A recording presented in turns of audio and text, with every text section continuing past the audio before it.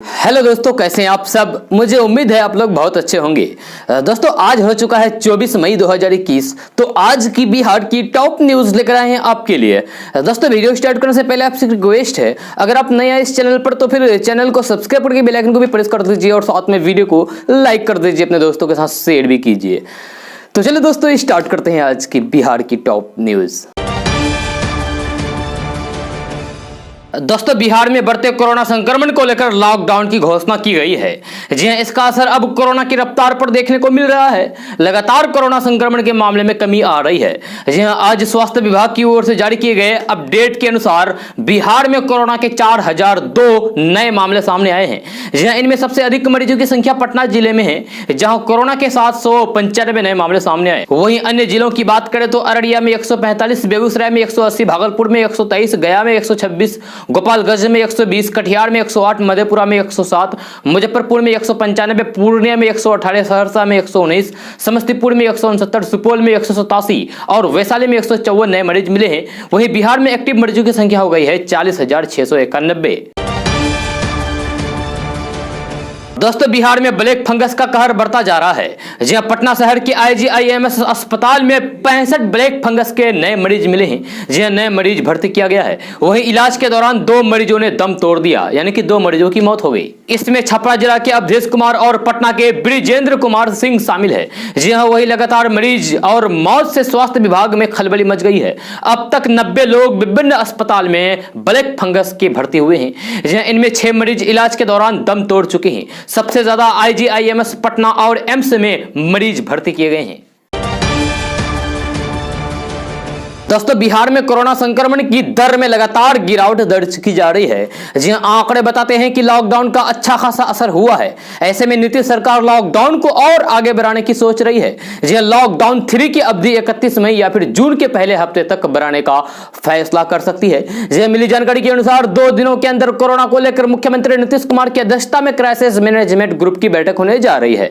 जी हां, इस बैठक में लॉकडाउन बढ़ाने पर भी फैसला लिया जाएगा। जी हां, हालांकि इस बार राज्य सरकार कुछ नई छूट दे सकती है। जी हां, वही क्राइसिस मैनेजमेंट ग्रुप की इस बैठक में ग्रामीण क्षेत्रों पर फोकस किया जाएगा। जी हां, वहां के हालातों को लेकर रिपोर्ट भी मांगी जाएगी। जी हां, राज्य सरकार तीसरे चरण के लॉकडाउन में ग्रामीण इलाकों को ध्यान में रखते हुए फैसला करेगी। आपको बता दूं कि कोरोना की दूसरी लहर को देखते हुए बिहार सरकार ने 5 मई से लेकर 15 मई तक पहला लॉकडाउन लगाया गया था। इसके बाद 16 मई से 25 मई तक दूसरा लॉकडाउन लगा था। लॉकडाउन के बाद संक्रमण दर में काफी कमी आई है। वहीं अब तीसरे लॉकडाउन में की गई गाइडलाइंस में और बदलाव किए जाएंगे। आवश्यक सेवाओं को छोड़कर सभी सरकारी प्राइवेट ऑफिस 25 मई तक बंद रहेंगे। दोस्तों, नेता प्रतिपक्ष तेजस्वी यादव ने एक बार फिर से नीतीश सरकार की पोल सरकार की ही आंखों से खोल दी है। जी हां, केंद्र सरकार की तरफ से जारी आंकड़ों का हवाला देते हुए तेजस्वी यादव ने बताया है कि बिहार में स्वास्थ्य व्यवस्था की हकीकत क्या है। बिहार में 2005 के अंदर स्वास्थ्य उपकेंद्र और सामुदायिक स्वास्थ्य केंद्रों की संख्या और 2020 में इसकी संख्याओं को लेकर तेजस्वी यादव ने एक दिलचस्प सामने रखा है। तेजस्वी यादव ने बताया है कि 2005 के पहले बिहार में कथित जंगल राज और क्रीम पाउडर वाले नीतीश भाजपा राज का सच क्या है। जी हां, उन्होंने 2005 में बिहार के अंदर स्वास्थ्य उपकेंद्रों की संख्या 10,337 बताई है, जो साल 2020 में घटकर 9,112 हो गई। इसी तरीके से सामुदायिक स्वास्थ्य केंद्रों की संख्या साल 2005 में 101 थी, जो 2020 में घटकर 57 हो गई। इन आंकड़ों को जारी करते हुए तेजस्वी यादव ने लोगों से कहा कि खुद सोचिए या फिर सरकार से पूछिए कि 16 सालों में नीतीश जी ने 2005 तक काम करने वाले कितने स्वास्थ्य केंद्रों को कब, क्यों और किस लिए बंद कर दिया। जी हां, तेजस्वी यादव लगातार बिहार में आम आदमी के बीच सरकार की बदहाल स्वास्थ्य व्यवस्था को लेकर पोल खोल रही है। दोस्तों, बिहार में पीने का पानी की किल्लत गहराता जा रहा है। जी हां, यानी कि हम जिस पानी को पीते हैं वह पानी और जमीन के अंदर चला जा रहा है। इसके बावजूद कोई पॉलिसी अब तक नहीं बनी है। जी हां, ऐसे में एक बार फिर से PHED की ओर से 15 मई तक जारी रिपोर्ट में 11 जिलों के भूजल स्तर में 6 फुट तक गिरावट दर्ज की गई है।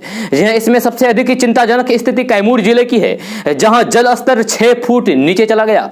जी हां, रिपोर्ट के मुताबिक पीएचईडी ने जिलों में तैनात अधिकारियों को निर्देश दिया है कि जहां जल स्तर में गिरावट हुई है वहां पेयजल पहुंचाने की व्यवस्था पहले की तरह शुरू की जाए। जी हां, इस बात की संभावना बढ़ गई है कि गर्मी का प्रकोप बढ़ने से जून के प्रथम सप्ताह तक इन जिलों में भी जल स्तर और नीचे चला जाएगा, इसीलिए यहां की निगरानी बढ़ा दी गई है। जी हां, विभाग ने भूजल स्तर में गिरावट को लेकर निगरानी अप्रैल से शुरू कर दी है। जिलों में कंट्रोल रूम से बनाए गए हैं जहां से भूजल की निगरानी हो रही है।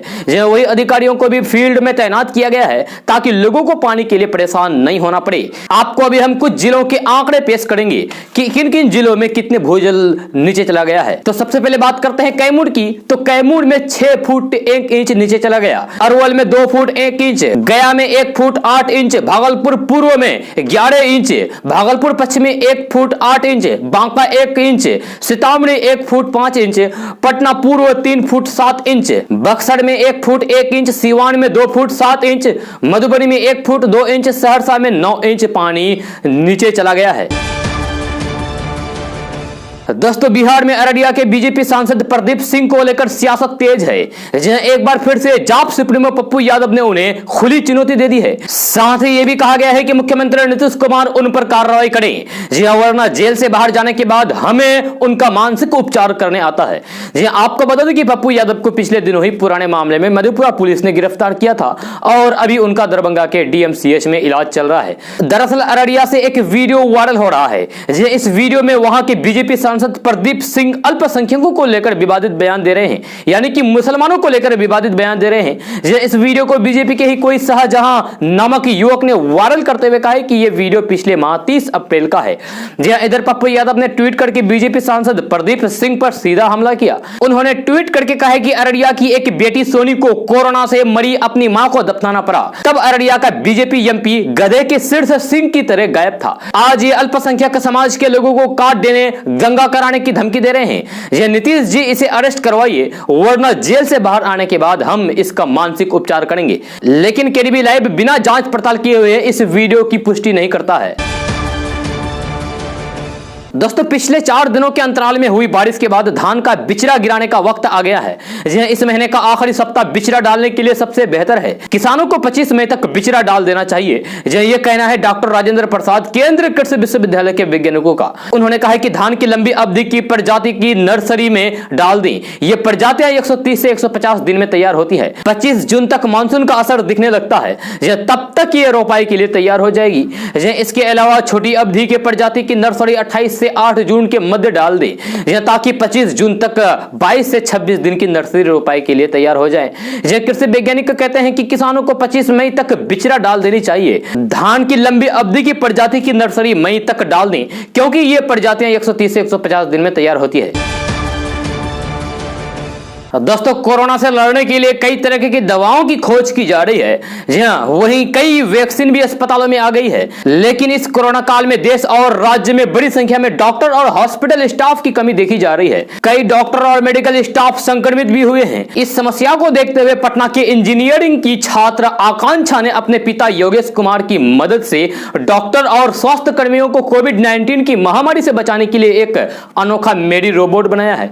यह रोबोट किसी भी संक्रमित मरीज, लाचार व्यक्ति की बेसिक मेडिकल जांच और रियल टाइम डाटाबेस के साथ जांच कराता है। साथ ही इस रोबोट की मदद से रक्त में ग्लूकोज की मात्रा, रक्त में ऑक्सीजन की मात्रा, हृदय गति, तापमान, ब्लड प्रेशर, वजन, ईसीजी, वायरलेस स्टेथोस्कोप से फेफड़ा और हृदय की जांच की जा सकती है। साथ ही रोबोट का बेसिक कार्य संक्रमित व्यक्ति को दवा, खाना, पानी, नेबुलाइजर और ऑक्सीजन इत्यादि पहुंचाना है। High resolution night vision camera से 360 डिग्री घूमकर मरीज का मदद करता है। कैबिनेट मंत्री रविशंकर प्रसाद, एम्स पटना की डॉक्टर जैसे कई डॉक्टरों ने आकांक्षा की सराहना कर चुके हैं। पिता पुत्र की जोड़ी ने इसके पहले भी कई इनोवेशन करके राष्ट्रीय स्तर पर अपनी पहचान बनाई है। आपको बता दें कि आकांक्षा ने भारत सरकार के मानव संसाधन मंत्रालय के अंतर्गत अखिल भारतीय तकनीकी शिक्षा परिषद के छात्र विश्वकर्मा अवार्ड से फाइनल राउंड के लिए चयनित हो चुकी है। पटना के सहयोग, स्पंदन और मेडी हार्ट जैसे कई हॉस्पिटल में पायलट प्रोजेक्ट के रूप में इसका इस्तेमाल किया गया है। आकांक्षा कहते हैं कि हम कहते हैं कि सरकार चाहे तो रोबोट का ट्रायल ले ले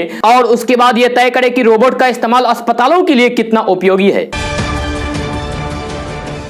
दोस्तों बिहार में मुकदमों का चक्कर झेल रहे लोगों को फिलहाल राहत नहीं मिलने वाली है। कोविड-19 के बढ़ते संक्रमण के बीच इससे बचाव के लिए बिहार के सभी जिला न्यायालयों को फिलहाल बंद रखने की तिथि आगे बढ़ा दी गई है। इस दौरान न्यायालयों के रिमांड के अलावा कई अन्य कार्य नहीं होगा। इस बीच ये जानना भी जरूरी है कि कोर्ट में ग्रीष्मकाल का समय भी शुरू हो गया है और पटना हाईकोर्ट ने तो बाकायदा ग्रीष्मकाल के लिए तारीखों का भी ऐलान कर दिया है। अगर जिला न्यायालयों में भी यानी कि जिला कोर्ट में भी ग्रीष्मकाल यानी कि गर्मी की छुट्टी घोषित कर दी जाती है तो फिर लंबित मुकदमों की सुनवाई और आगे तो बढ़ी जाएगी। साथ ही जमानत की आस लगाए लोगों को भी इंतजार करना पड़ेगा।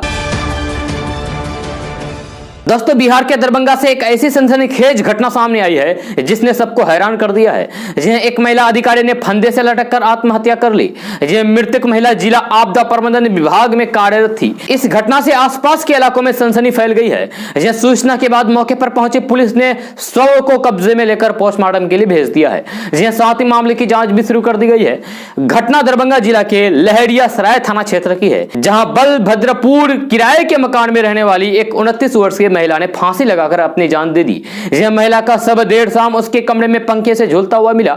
यह कमरा अंदर से बंद था, जिससे महिला द्वारा आत्महत्या किए जाने की संभावना जताई जा रही है। यह कमरे के दरवाजे को तोड़कर शव को बाहर निकाला गया। यह मृतक महिला की पहचान कुमारी विशाखा जो 29 साल की है यह उसके रूप में की गई है, जो पटना के मूल निवासी बताई जाती है। विशाखा पिछले 2 साल से दरभंगा में जिला आपदा प्रबंधन विभाग में कार्यरत पदाधिकारी के रूप में कार्य कर रही थी।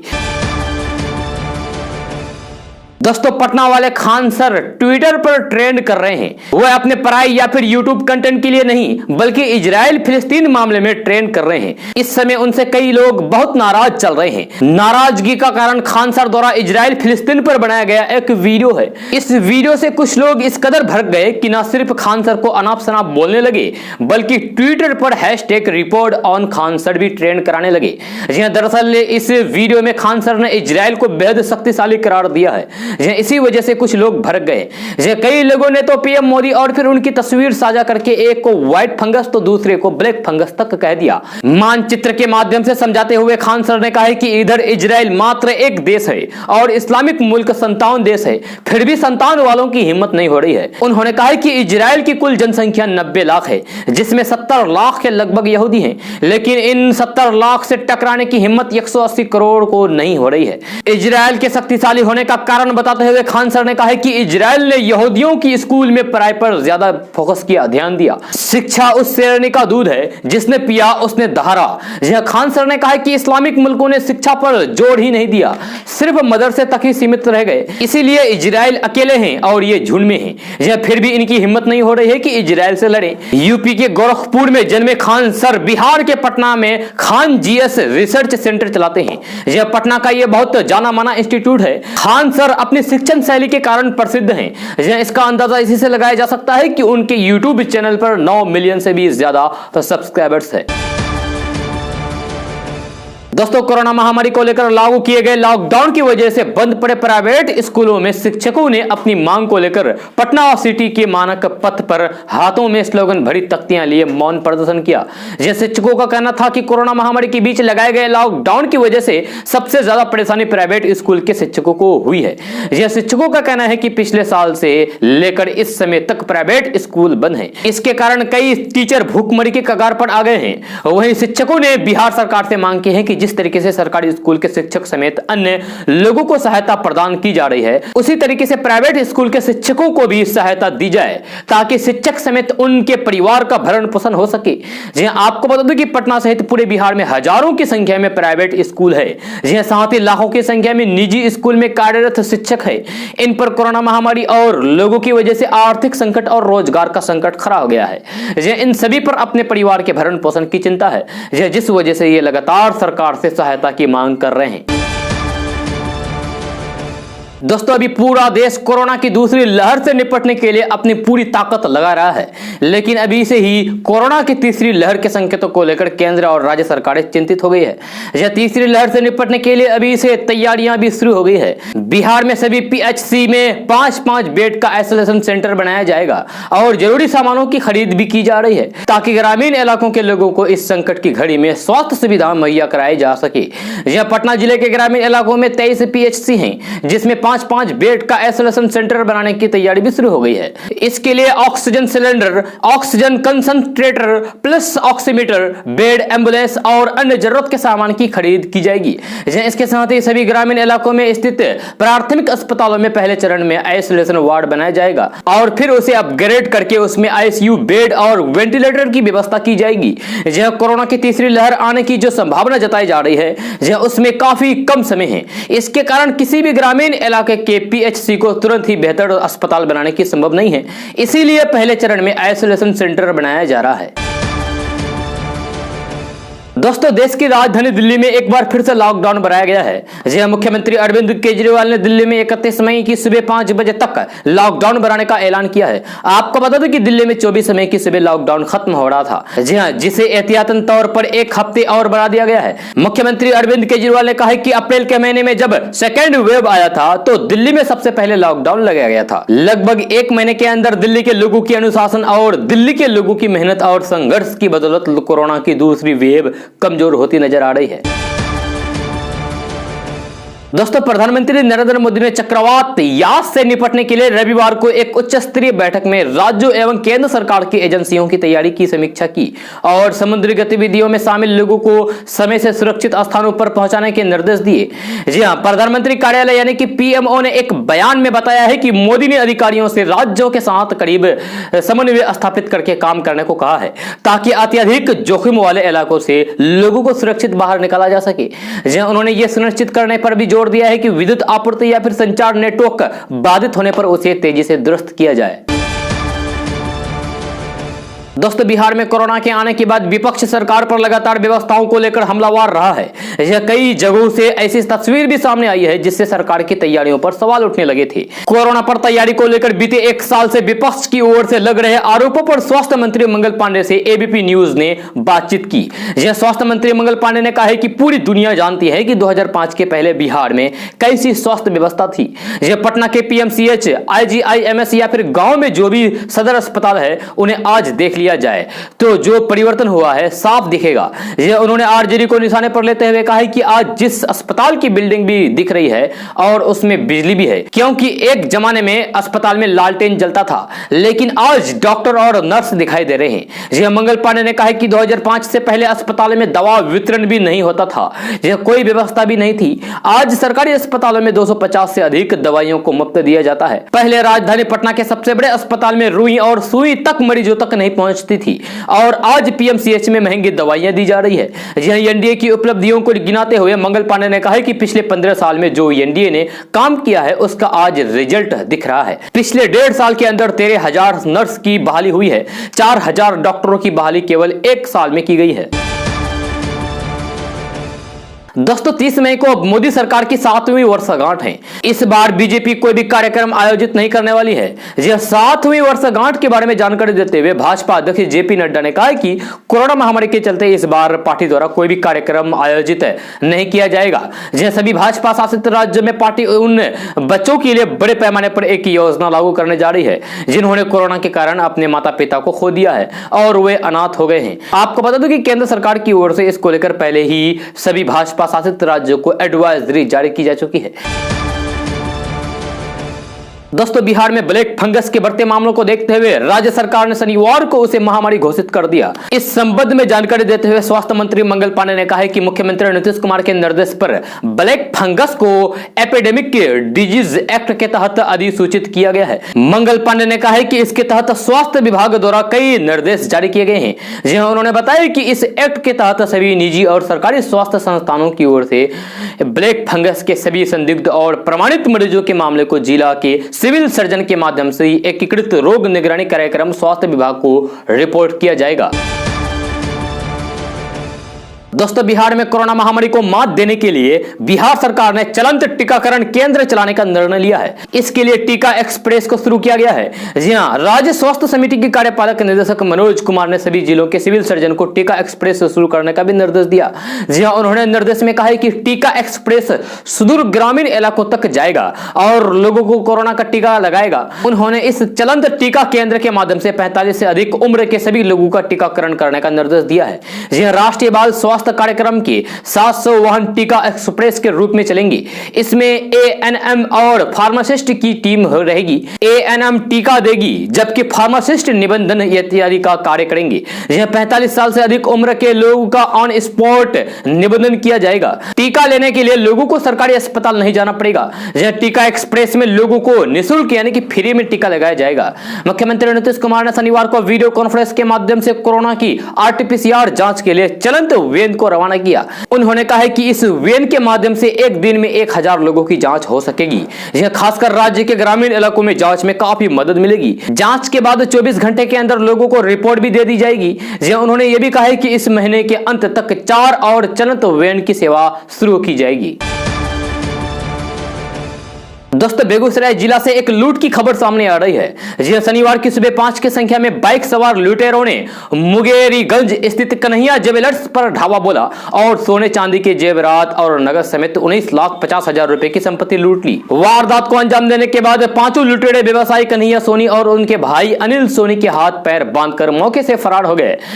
पुलिस ने घटनास्थल पर सीसीटीवी फुटेज खंगाला है। दोस्तों, गोपालगंज से वही एक और लूटने की घटना सामने आ रही है। जिन्हें गोपालगंज में बेखौफ अपराधियों ने दिन दहाड़े सीएसपी से 65,000 रुपए की लूट कर ली है। जिन्हें लूटपाट के बाद अपराधी हथियार लहराते हुए आराम से निकल गए। यह वारदात हथुआ थाना क्षेत्र के आईटीआई मोड़ के पास की है। यह बैंक ऑफ बड़ौदा के सीएसपी से अपराधियों ने 65,000 रुपए की लूट की वारदात को अंजाम दिया और फरार हो गए। पुलिस लॉकडाउन में उल्लंघन करने वाले बाइक सवार लोगों से चालान काटने में ही व्यस्त रही और बदमाश इधर लूट कर फरार हो गए। भाग निकले। बताया जाता है कि लूट की वारदात को अंजाम देने के लिए अपराधी अपाची बाइक से आए थे। वे 2 बाइक पर 4 की संख्या में थे। दोस्तों, कोरोना की दूसरी लहर से भारत अभी जूझ रहा है कि ब्लैक फंगस नाम की एक और बीमारी तेजी से फैल रही है।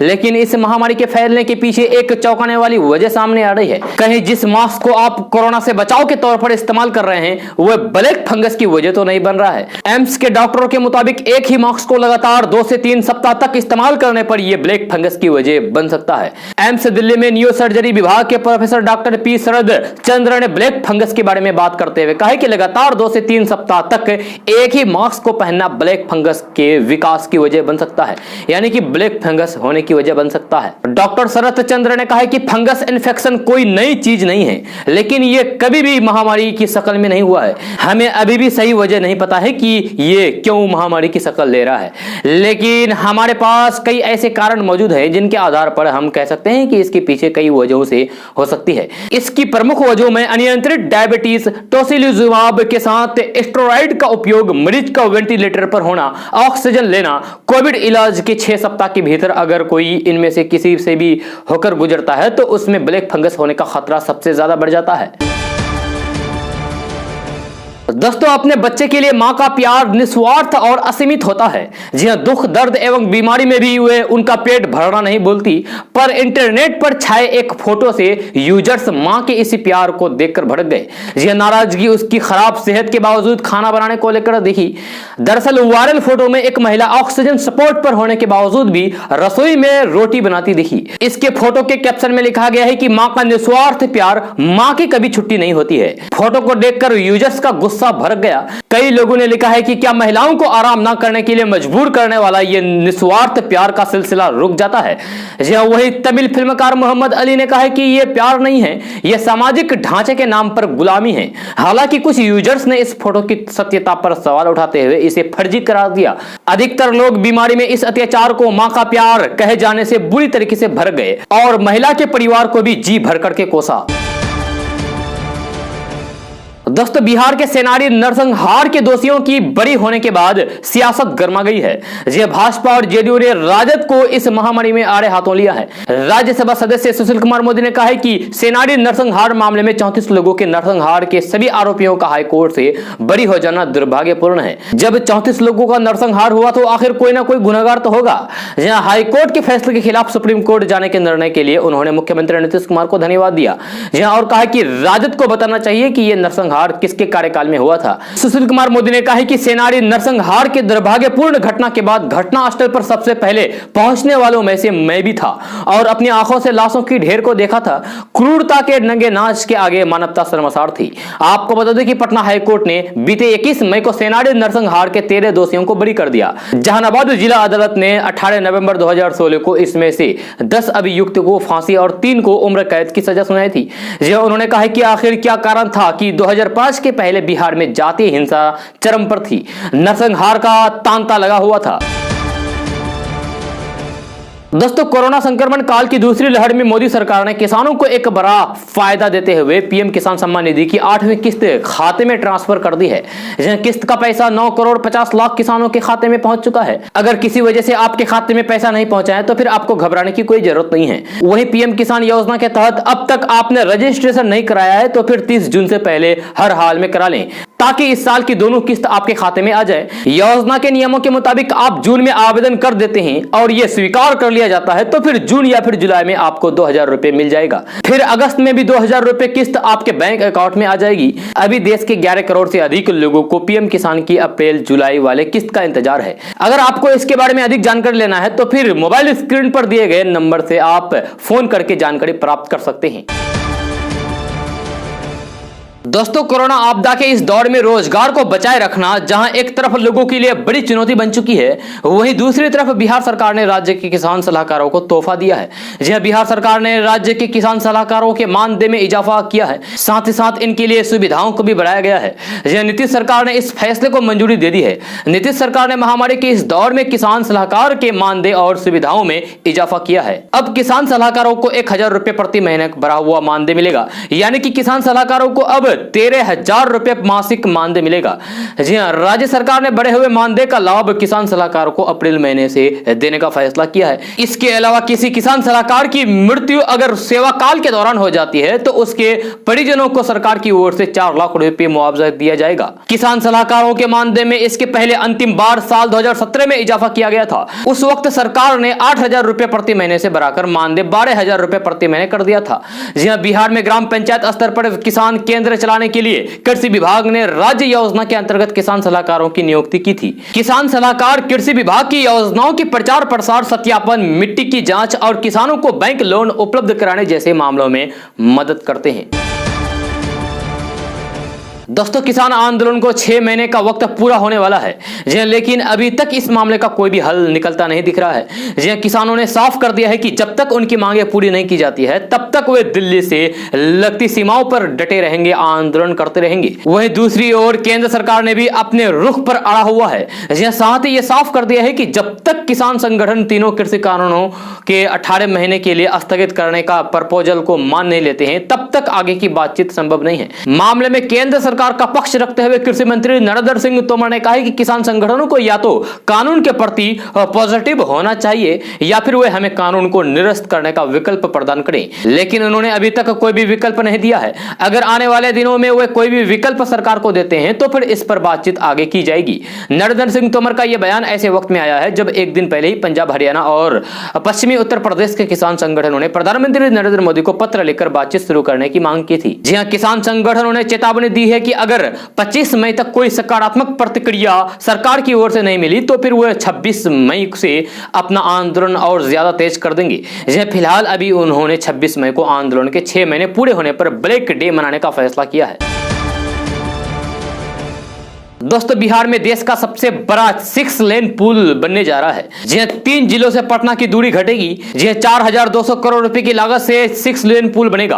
पटना रिंग रोड के तहत बनने वाले शेरपुर दिगवरा 6 लेन पुल के लिए जमीन अधिग्रहण की अधिसूचना जारी हो गई है। बिहार के लोगों के लिए यह ब्रिज बड़ी राहत का सौगात है। 4200 करोड़ की लागत से बनने वाले 6 लेन के इस ब्रिज से बिहार के 3 जिलों को विशेष लाभ मिलेगा। जी सारण प्रमंडल के तीनों जिले सीवान, गोपालगंज और सारण जिले से पटना और बिहटा एयरपोर्ट की दूरी काफी कम हो जाएगी।